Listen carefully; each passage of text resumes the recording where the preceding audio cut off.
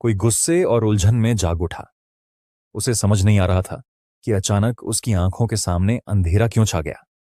उसने अपने नुकीले दांत हटाए और देखा कि उसका हाथ अलग दिख रहा है।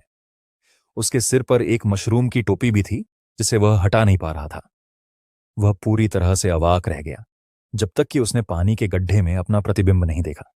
वह एक मशरूम बन चुका था और उसे समझ नहीं आ रहा था कि आखिर क्या हो रहा है। उसने याद करने की कोशिश की कि उसने आखिरी बार क्या किया था। वह एक खूबसूरत औरत को देख रहा था।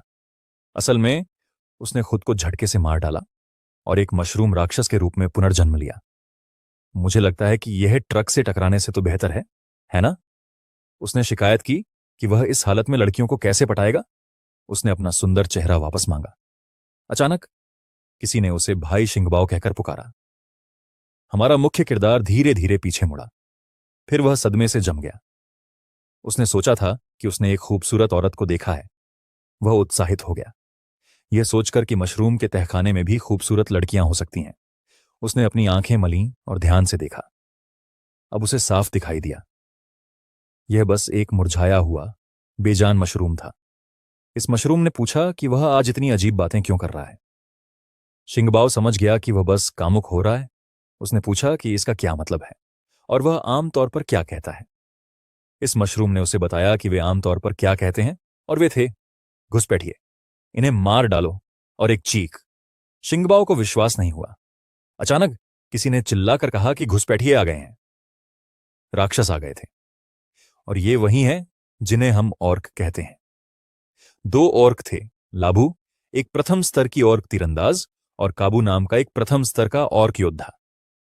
लाबू चिंतित थी क्योंकि उनके साथ कोई वैद्य नहीं था। काबू ने उसे आश्वासन दिया कि सब ठीक है क्योंकि वहां के राक्षस सबसे निचले स्तर के थे। साथ ही कालकोठरी के राक्षस सचमुच बेवकूफ थे। उनकी रेखाएं और हरकतें सब तय पैटर्न पर चलती थीं। एक प्रथम स्तर के छोटे मशरूम ने उन पर हमला किया, लेकिन उसे आसानी से मार गिराया गया, जिससे काबू की बात सही साबित हुई। लाबू को एहसास हुआ कि वे इसे फिर से जल्दी पूरा कर सकते हैं। और भी छोटे मशरूम बेपरवाह होकर आगे बढ़े। काबू ने उन्हें टुकड़ों में काट दिया। शिंगबाओ उन्हें देखता रहा और उसे आश्चर्य हुआ कि मशरूम जैसे दिखने वाले लोग सीधे हमला क्यों कर रहे हैं। उसने पूछा कि क्या उन्हें सो यह नहीं पता कि अगर वे जीत नहीं सकते तो भाग जाना चाहिए। उसके मशरूम दोस्त ने समझाया कि मशरूम जैसे दिखने वाले लोग नॉन प्लेएबल कैरेक्टर हैं, इसलिए वे खिलाड़ियों की तरह नहीं बल्कि अपने प्रोग्रामिंग का पालन करते हैं जो स्वतंत्र होते हैं। उसने पूछा कि क्या वे दोनों और खिलाड़ी हैं। उसे लगा कि खिलाड़ी आम तौर पर इंसान होते हैं। मशरूम ने जवाब दिया कि वह बस कुछ अतिरिक्त संवादों वाला एक एनपीसी है, इसलिए उसे बस इतना ही पता है।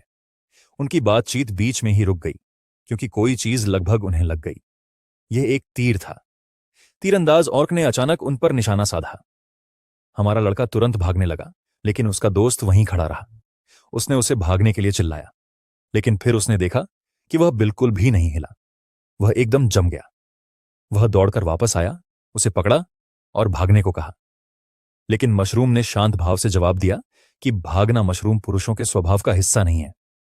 शिंगबाओ ने अपना हाथ बढ़ाया और उसे पकड़ने को कहा। उसने मशरूम का हाथ पकड़ा और तुरंत ही एक डेटा विसंगति की चेतावनी जारी हो गई। सिस्टम लगातार उन्हें चेतावनी देता रहा, लेकिन उसे न तो प्रोग्रामिंग की परवाह थी और न ही विसंगति की।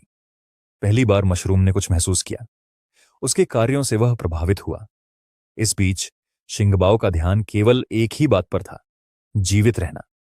इससे ऑर्क्स असमंजस में पड़ गए। मशरूम पुरुषों को भागना नहीं चाहिए था।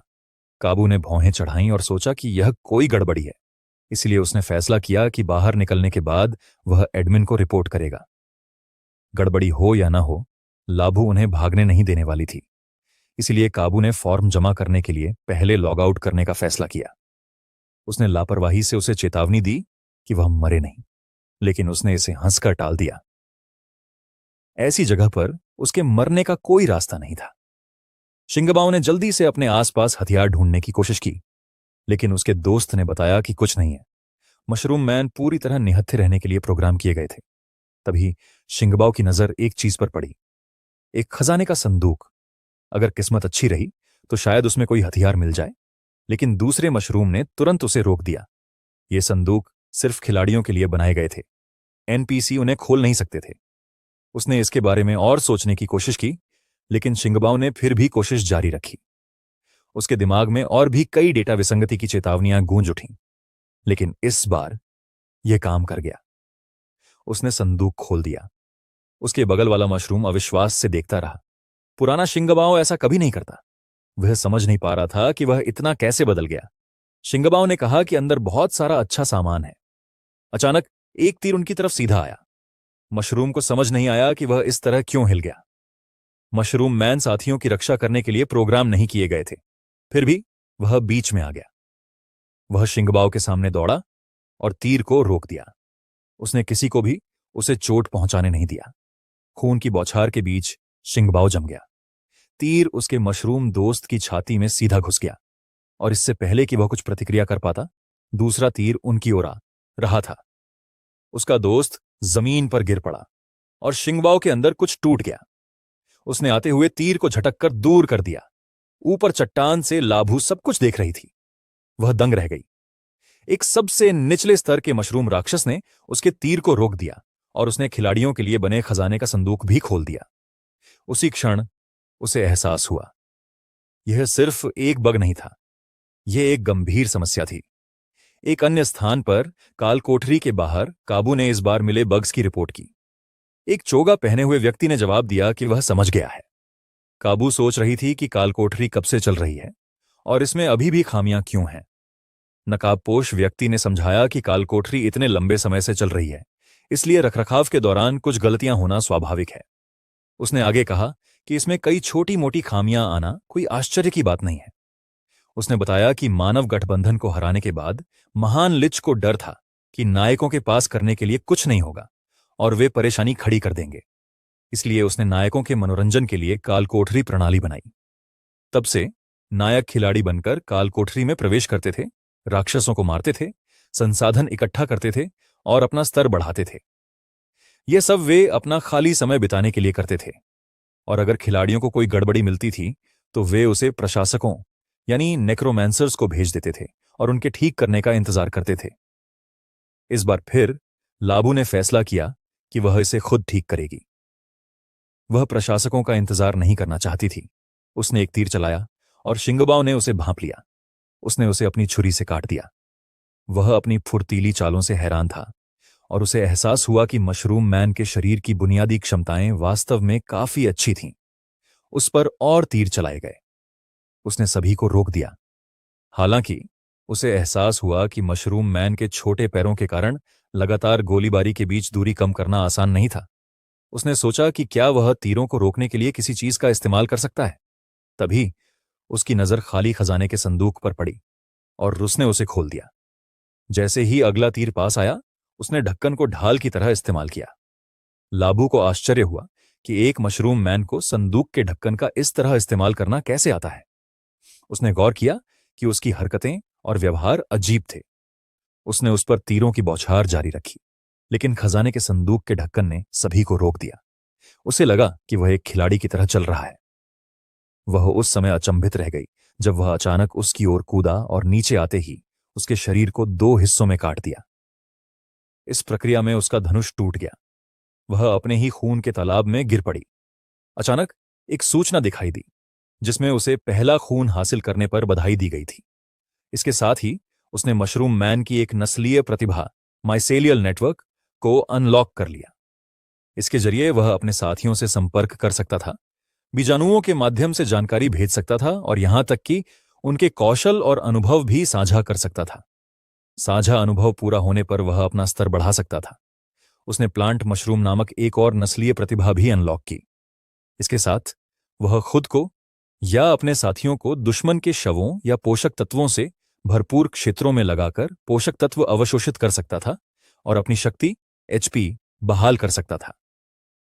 पूर्ण अवशोषण के बाद वह दुश्मन की श्रेणी और कौशल भी प्राप्त कर सकता था।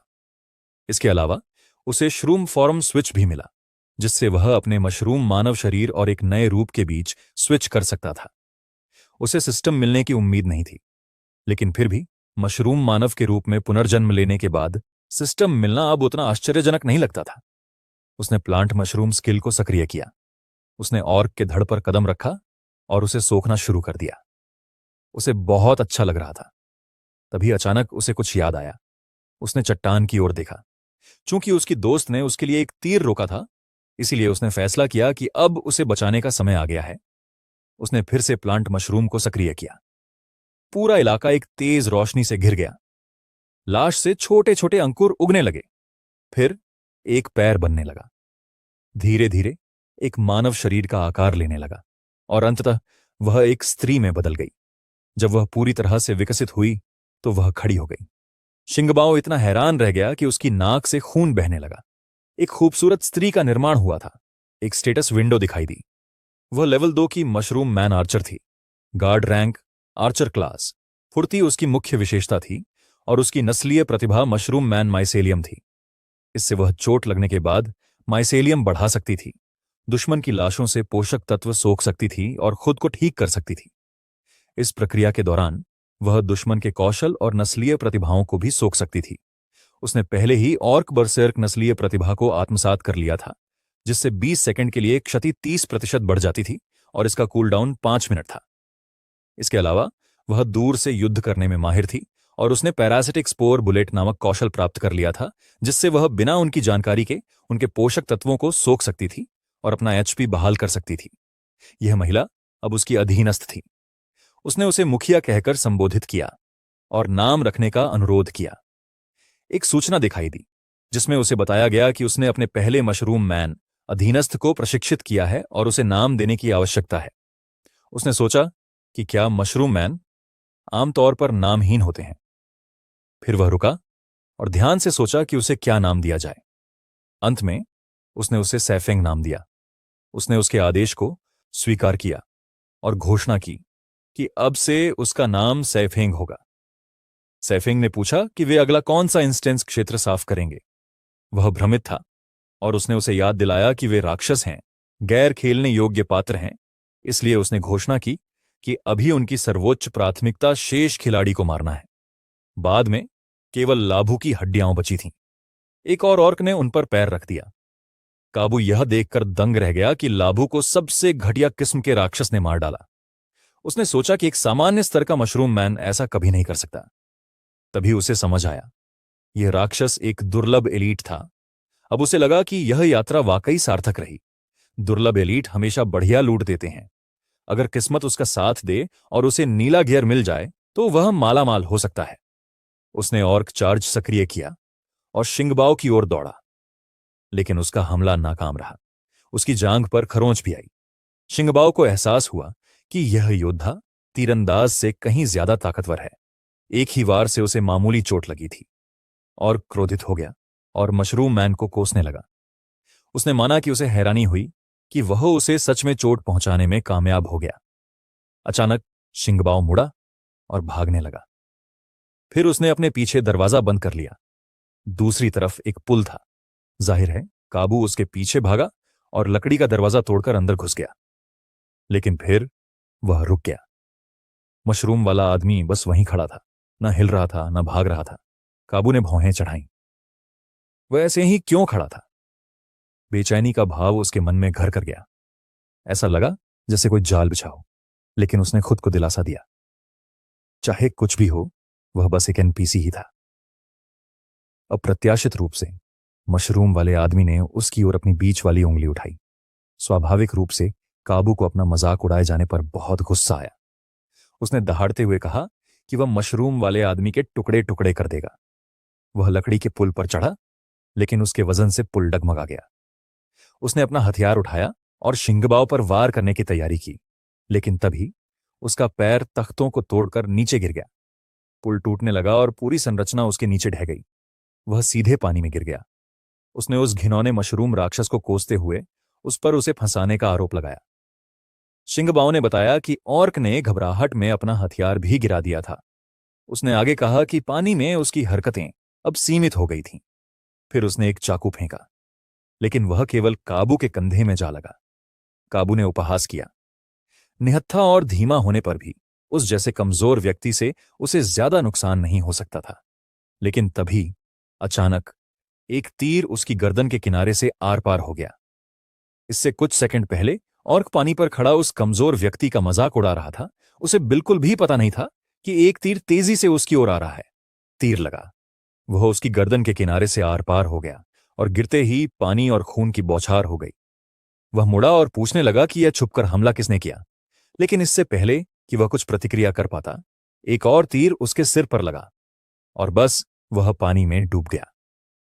सेफिंग का ऑर्क बरसर्क प्रभाव खत्म हो गया और ऑर्क योद्धा मारा गया। वे शव को किनारे पर घसीट कर लाए ताकि शिंगबाऊ अपना काम कर सके। उसने अपनी क्षमता को सक्रिय किया और उसे अवशोषित कर लिया, जिससे उसे अपना रूप बदलने की शक्ति प्राप्त हुई। हवा में धुआं भर गया। जब धुआं छटा तो वह वापस अपने मानव रूप में आ गया। सैफिंग ने हैरानी से देखा कि उसके पैरों के बीच कुछ झूल रहा है। शिंगबाओ घबरा गया, लेकिन फिर उसे एहसास हुआ कि यह सिर्फ कुल्हाड़ी का हैंडल है। एक पल के लिए उसे लगा कि वह कपड़े पहनना भूल गया है और पूरी तरह से खुला हुआ है। एक स्टेटस विंडो दिखाई दी। अब वह मशरूम मैन चीफ यांग जून था, rank chief, class warrior, blue, जिसकी मुख्य विशेषता शक्ति थी, और वह लेवल 2 पर था। मशरूम मैन की माइसेलियम प्रतिभा उसे घायल होने पर भी माइसेलियम बढ़ाने, शवों और अन्य पदार्थों से पोषक तत्व अवशोषित करके ठीक होने और इस प्रक्रिया के दौरान दुश्मन के कौशल और नस्लीय प्रतिभाओं को अवशोषित करने की अनुमति देती थी। उसके पास ऑर्क बरसर्क प्रतिभा भी थी, जो 20 सेकंड के लिए क्षति को 30% तक बढ़ा देती थी, जिससे वह हाथापाई की लड़ाई में कहीं अधिक शक्तिशाली हो जाता था। एक और सूचना दिखाई दी।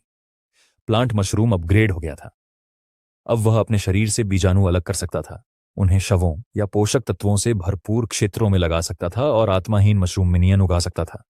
उनका अनुभव उसके साथ साझा किया जाएगा। इन मिनियन को अन्य मिनियन में भी प्रत्यारोपित किया जा सकता था। वर्तमान सीमा 2। उसे लूट भी मिली। 2 जादुई थैले, छोटे कैरी ऑन बैग, जो हथियारों जैसी सीमित संख्या में वस्तुओं को संपीड़ित और संग्रहित कर सकते थे। उसने पूछा कि वे वहां से कैसे निकलेंगे। उसने समझाया कि यह मशरूम कालकोठरी का सबसे निचला तल है और बाहर निकलने का एकमात्र रास्ता एक एक करके ऊपर की ओर लड़ते हुए जाना है। फिर उसने सवाल किया कि लेवल 1 के और खिलाड़ी सीधे प्रवेश क्यों कर सकते हैं। उसने बताया कि खिलाड़ियों को विशेष अधिकार प्राप्त हैं और वे सबसे निचले स्तर के कालकोठरी से शुरुआत कर सकते हैं। उसे यह जानने की उत्सुकता हुई कि उसे यह सब कैसे पता चला। उसने जवाब दिया कि जब वह सिर्फ एक एनपीसी थी, तब उसने खिलाड़ियों की चैट में यह सब सुना था। यह सुनकर उसने मन बना लिया, वे एक एक करके आगे बढ़ते हुए एक मंजिल पार करेंगे। वे तब तक आगे बढ़ते रहे जब तक कि वे एक चौराहे पर नहीं पहुंच गए। उसने पूछा कि हर रास्ते पर क्या है। उसने बताया कि बाईं वाला रास्ता पहले स्तर के कीचड़ वाले तल की ओर जाता है, जबकि दाएं वाला रास्ता कब्रिस्तान की ओर जाता है।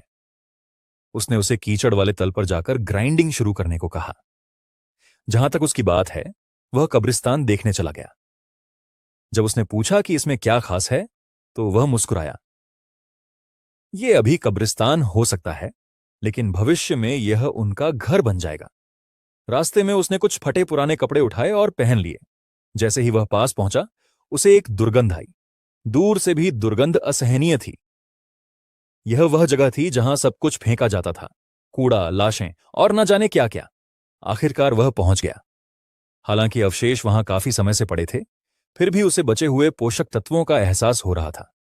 उसने मिट्टी में मिले पदार्थ, औषधि के अवशेष, तारकोल, यहां तक कि एक फटी हुई जादुई किताब भी देखी।